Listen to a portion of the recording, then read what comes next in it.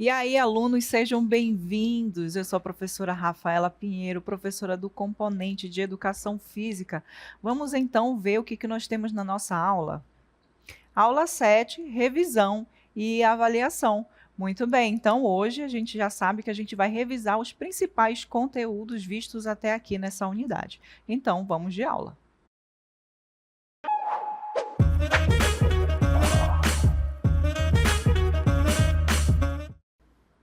Muito bem, então a gente inicia esse momento de revisão aqui falando dessa modalidade esportiva que é disputado aqui nessa quadra de areia, nesse ambiente aqui de praia, que é o futevôlei, né? E o que vem a ser o futevôlei?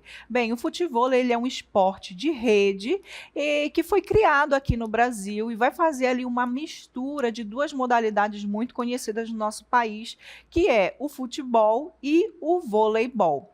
E é um esporte que é jogado com os pés, com as coxas, o peito, cabeças e ombro, e não é permitido o uso das mãos para fazer essa movimentação ali com a bola, tá bom? E como eu já disse, é disputado em uma quadra de voleibol de areia, ok? Então, dando continuidade aqui sobre as características desse jogo chamado futevôlei, a gente sabe que ele é um jogo jogado por duas equipes, formadas por 2, 3 ou até 4 jogadores. E tem o objetivo principal fazer com que a bola ela caia no chão do campo adversário, marcando assim um ponto, ok? Então a gente já sabe que a forma de pontuar dentro do futevôlei é justamente quando a bola ela atinge o chão do campo adversário, tá certo? Agora vamos relembrar aqui o contexto histórico dessa modalidade esportiva? Bom, o futevôlei ele foi criado ali pelo ex-jogador do Botafogo e da seleção brasileira, chamado Otávio de Moraes, conhecido popularmente como Tatá. Então ele foi responsável por introduzir o jogo lá na praia de Copacabana, no Rio de Janeiro, no ano de 1965.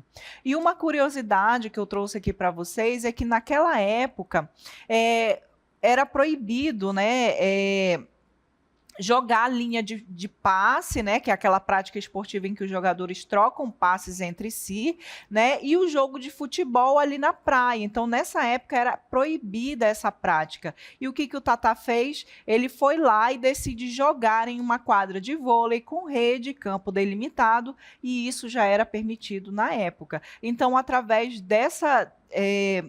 dessa característica dele, né, de burlar essa regra, é que surgiu ali o futevôlei, tá certo? Como toda modalidade esportiva, tem ali as suas regras. Então, vamos relembrar quais são as principais regras do futevôlei? Bom, eu disse para vocês que o futevôlei ele pode ser jogado, né, com duplas, trios ou até 4 componentes por equipe, mas em jogos oficiais é permitido apenas 2 jogadores por cada equipe, ok? O jogo ele é disputado em uma quadra de areia, medindo 18 metros por 9, dividido então por uma rede que fica ali suspensa, como vocês observaram na imagem, né, inicial aqui da nossa aula.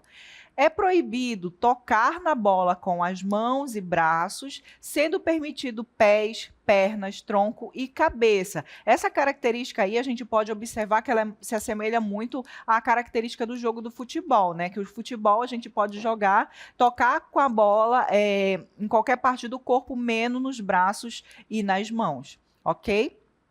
Dando continuidade, a gente vai ver que não é permitido o mesmo time dar mais de 3 toques seguidos na bola sem passar para a equipe oponente. Caso isso aconteça, é ponto para a equipe adversária.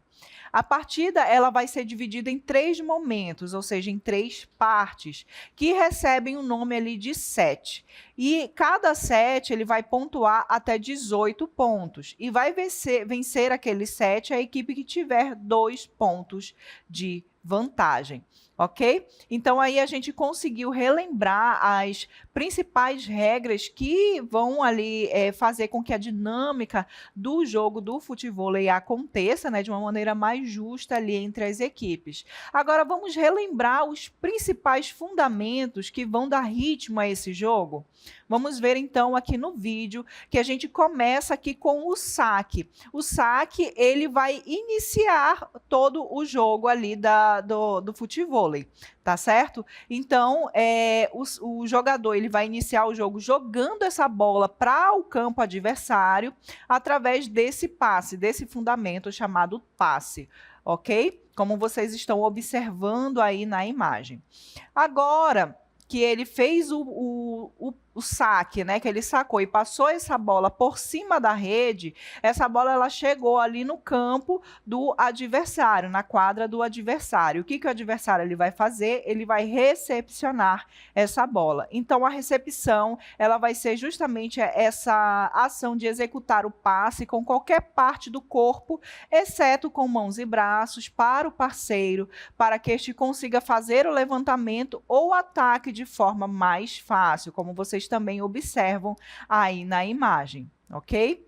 Então, a equipe ali adversária recepcionou essa bola, né? Aí o que ela vai fazer? Vai partir para o passe, que nada mais é do que essa ação precisa, né, e de controle para enviar a bola para o companheiro de equipe para depois ser realizado ali essa ação ali do passe. E o passe ele pode ser feito com diferentes partes do corpo, como pé, coxa, peito, lembrando que no futevôlei você não pode tocar as bolas com as mãos, a bola no caso, né, com as mãos, ok? Então realizou-se ali o passe, como vocês observam na imagem, aí a equipe ela vai atacar.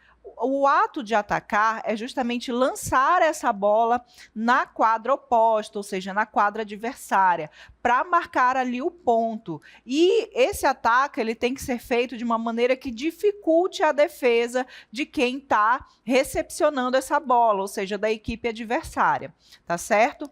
Prosseguindo, então, né, depois desse fundamento ataque, o que a equipe adversária vai ter que fazer? Defender essa bola, não deixando com que ela caia ali no chão da sua quadra, para que a outra equipe não pontue, ok? Então, a defesa ela vai evitar que essa bola toque no chão da quadra quando a dupla rival executar ali o ataque. Ok? Então, conseguiram aí relembrar os fundamentos principais do futevôlei? Muito bem. Aí a gente passa para relembrar aqui um pouco sobre outra modalidade esportiva tão interessante quanto o futevôlei, que no caso é o badminton, que é jogado aqui nesse ambiente que vocês estão vendo aqui, né? Bom, então vamos relembrar aqui um pouco das características do badminton. O badminton, ele é um esporte de rede, praticado entre 2 ou 4 jogadores e é semelhante ali ao tênis, só que no lugar de usar a bola, né, no caso do badminton, vai utilizar ali uma peteca, né, como elemento, como instrumento que vai dar ritmo ao jogo, ok? E essa peteca, ela também recebe o nome de volante ou birdie. O badminton, ele é uma modalidade que vai exigir ali dos seus atletas muita agilidade, coordenação, força, potência e rápida reação.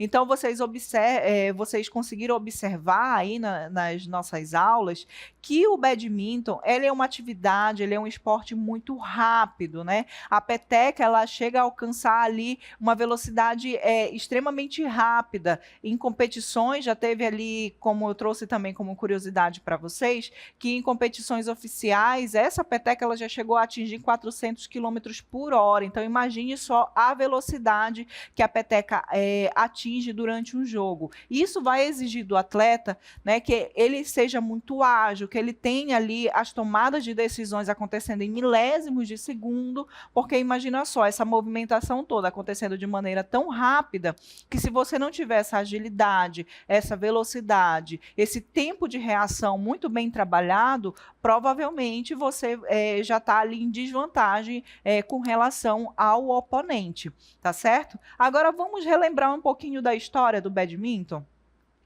Bom, o badminton, ele recebeu esse nome, né, justamente por conta da Badminton House, que foi o local onde supostamente foi jogado pela primeira vez. A Badminton House, ela era a propriedade do Duque de Belfast, e com regras ali publicadas no ano de 1877, o badminton teve sua prática expandida a outros países, como Escócia e a Irlanda.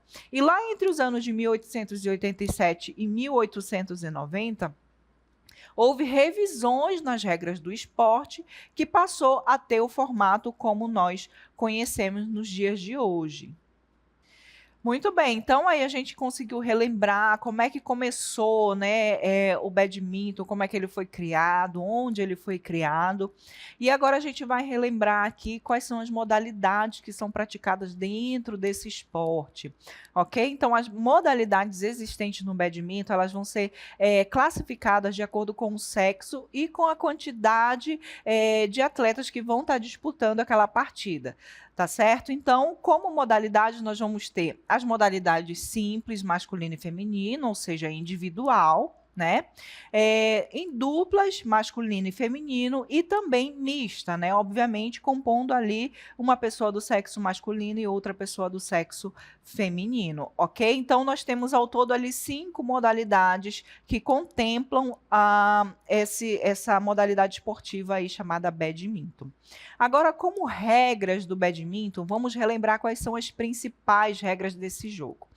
Bom, uma partida de badminton vai possuir 3 sets, ou seja, 3 tempos de 21 pontos cada. Entre esses sets vai ter um intervalo e vai vencer o jogo quem ganhar ali 2 sets primeiro. Cada falta cometida por um jogador ou pela dupla, né, dependendo da modalidade que está sendo disputada, é 1 ponto para o adversário. E o que vem a ser considerado falta no badminton? Vamos ver. Bom, é considerado falta se o jogador encostar na rede ou invadir o espaço adversário, se a peteca não passar da rede, ou seja, o jogador ele vai lá e lança a peteca, e a peteca ela acaba caindo no seu próprio território, então isso daí é ponto para o adversário. Se ela cair no chão, fora dos limites da quadra, se a peteca tocar nas paredes laterais ou do teto, né, ou em quadras fechadas, no caso ali de quadras fechadas, não é permitido dar 2 toques consecutivos na peteca, no mesmo lado da quadra, do mesmo jogador ou entre jogadores da mesma equipe. Ou seja, lembra que eu falei dessa característica do jogo ser muito dinâmico, de a peteca fazer, né, essa trajetória ali muito rápida. Então, nesse caso, é justamente por conta disso que o jogador ele recebe a peteca, ele já tem que lançar a peteca novamente, tá certo? Ele não pode ficar dando toques na peteca ali sem que lance essa peteca para o campo adversário, tá certo? Agora vamos relembrar aqui como é que é posicionada ali, quais são as dimensões da quadra do badminton. Bom, então aí na cartelinha para vocês, a gente vai ver que o badminton ele tem ali suas especificidades quando a gente fala em relação a área, né, do jogo. E aqui nós temos 2 informações básicas, né, e principais aqui dessa quadra, que justamente essa rede, ela é posicionada, obviamente, no centro, né, da quadra, dividindo a quadra ali dos jogadores, né? Então, essa rede ela vai estar posicionada aqui, ó, no meio da quadra e a uma altura de 1,55 metros, ou seja, uma altura mediana, diferente, por exemplo, de uma quadra de vôlei, que a altura é mais superior. Tá? E aí, a largura da quadra ela vai ser diferente de acordo com a modalidade que está sendo disputada, se individual ou em duplas. Para disputas individuais, a largura da quadra ela vai ser de 5,18 metros. Essa informação aqui é importante, tá? E para duplas, para disputas em duplas, a largura da quadra ela já vai ser de 6,10 metros. Então, observem aí que a dimensão da quadra, a largura da quadra, ela vai variar de acordo com a modalidade que está sendo disputado, ou individual ou em duplas, tá certo? Muito bem. Agora, né, que a gente falou sobre essas características aqui do badminton, vamos relembrar os principais fundamentos que dão ritmo ao jogo, ok? Começando então pela empunhadura. A empunhadura, como vocês estão observando aí, é a forma como você vai segurar a raquete, tá? Então, perceba que é como se você estivesse segurando ali a mão de alguém e você tem que deixar o punho solto para poder você movimentar, né? Fazer ali as jogadas, né? A lançar a peteca ali juntamente com a raquete, tá? Com auxílio da raquete.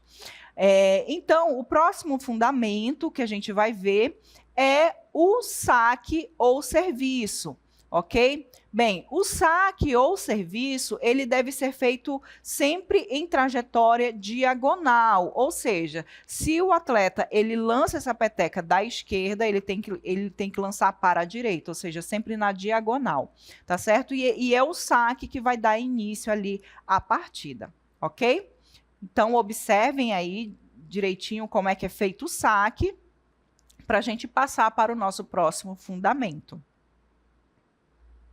Muito bem, o próximo fundamento que a gente vai ver é o clear. Ele vai acontecer quando a peteca está ali acima da cabeça do jogador. E o objetivo do clear é jogar essa peteca lá no fundo da quadra do adversário. Então, observe aí como é que é executado esse fundamento do clear. Observe aí como é feito ali acima da cabeça do jogador e jogando ali lá para o fundinho da quadra do adversário. Dando continuidade, então, vamos para o nosso próximo fundamento, que é o drop ou drop shot, tá? Recebe também essa nomenclatura. O objetivo desse fundamento, chamado drop, é lançar a peteca bem perto da rede, para dificultar a defesa do adversário, como vocês estão observando aí no vídeo, ok? A execução desse fundamento. Observem aí.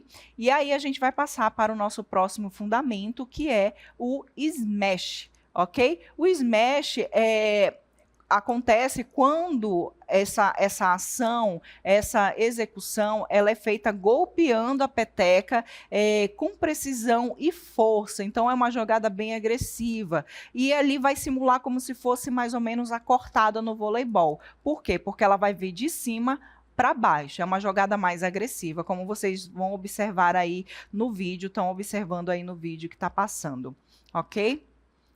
Agora, nós vamos passar, então, para o fundamento chamado drive. Esse fundamento, ele é utilizado, né, ele é realizado quando a peteca está ali a meia altura, ok? Então, quando ela está vindo mais ou menos na direção ali do seu ombro, ela é realizada, né, para rebater essa peteca nessa meia altura, como vocês observam aí no vídeo que está passando para vocês, tá bom?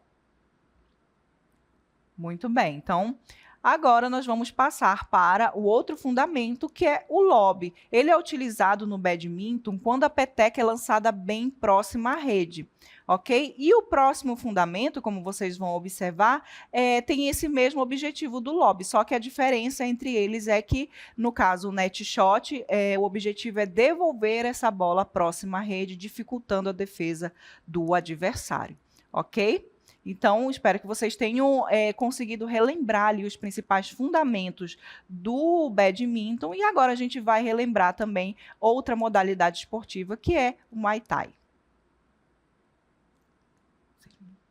Muito bem, então aqui no Muay Thai a gente vai relembrar aqui as principais características dessa modalidade de luta, né? Então, o Muay Thai, ele como nós conhecemos hoje, ele também é referenciado ali como boxe tailandês, porque ele tem origem ali na Tailândia. O objetivo principal ali do Muay Thai é nocautear o adversário por meio de golpes, que vão ali contemplar os punhos, os cotovelos, joelhos e pernas. E essa prática é conhecida por utilizar 8 armas, que são os pares de cada uma dessas 4 partes do corpo que eu acabei de mencionar. Agora, falando sobre a sua história, vamos relembrar um pouquinho?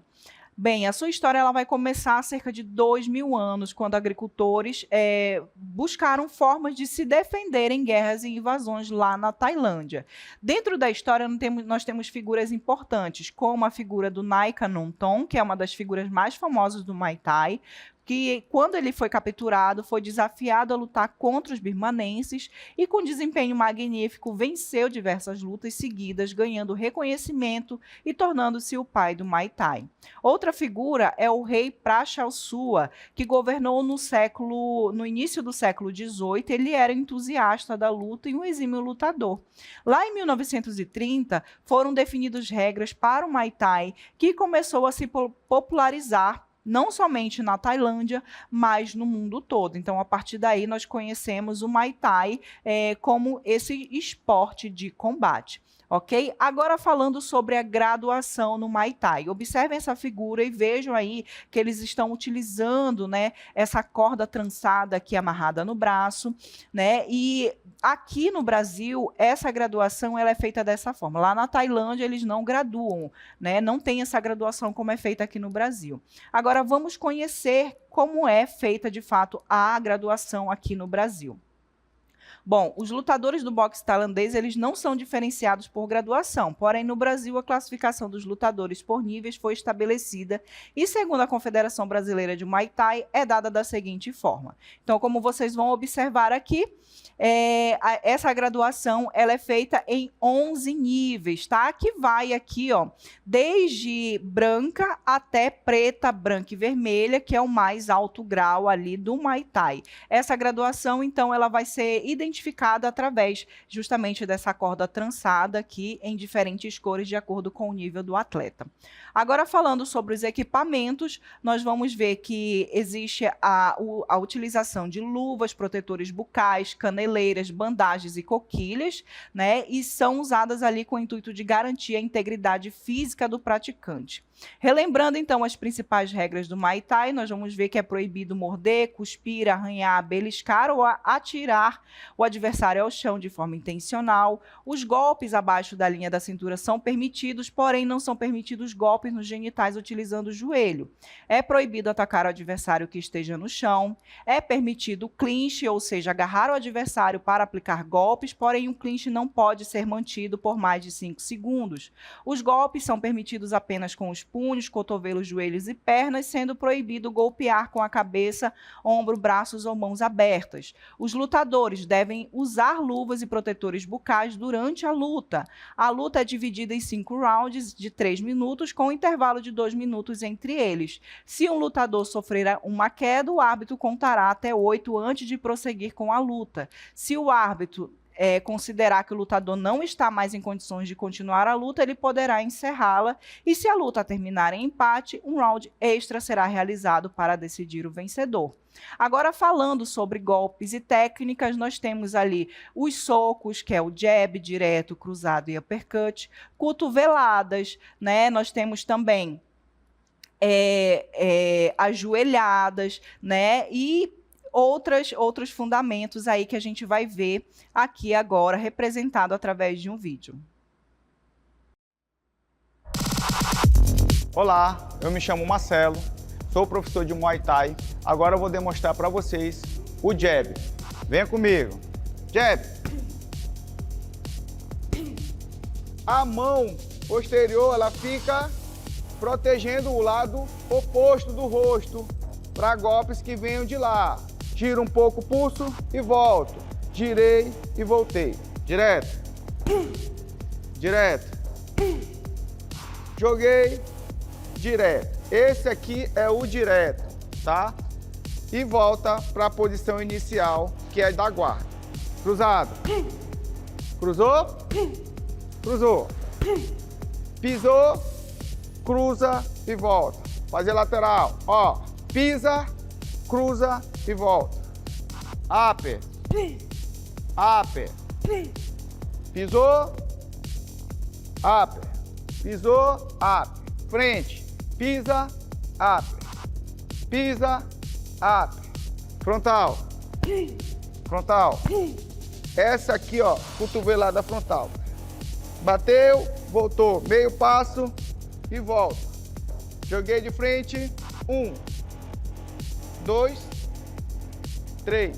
Vamos fazer agora a cotovelada posterior, que é do braço de trás. Joguei, cotovelo. Passou a mão do lado do cabelo, como se eu fosse pentear o cabelo aqui, ó. Passei, entrei. Ombro na frente do queixo. Cotovelada posterior. Cotovelada posterior. Chute. Chute. Tesoura, marca, abre. Trouxe o chute. Perfil.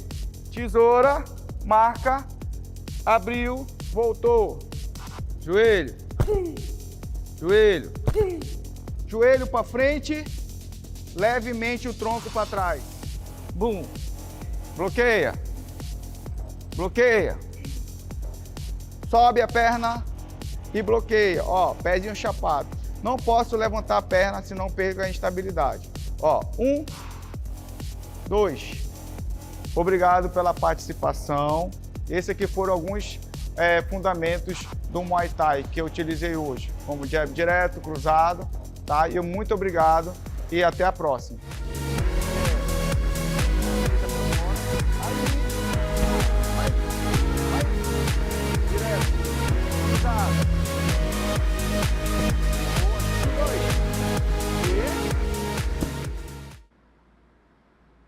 Muito bem, gostaram aí de relembrar os principais conteúdos dados nessa unidade? Bom, então eu me despeço nesse momento e até uma próxima oportunidade.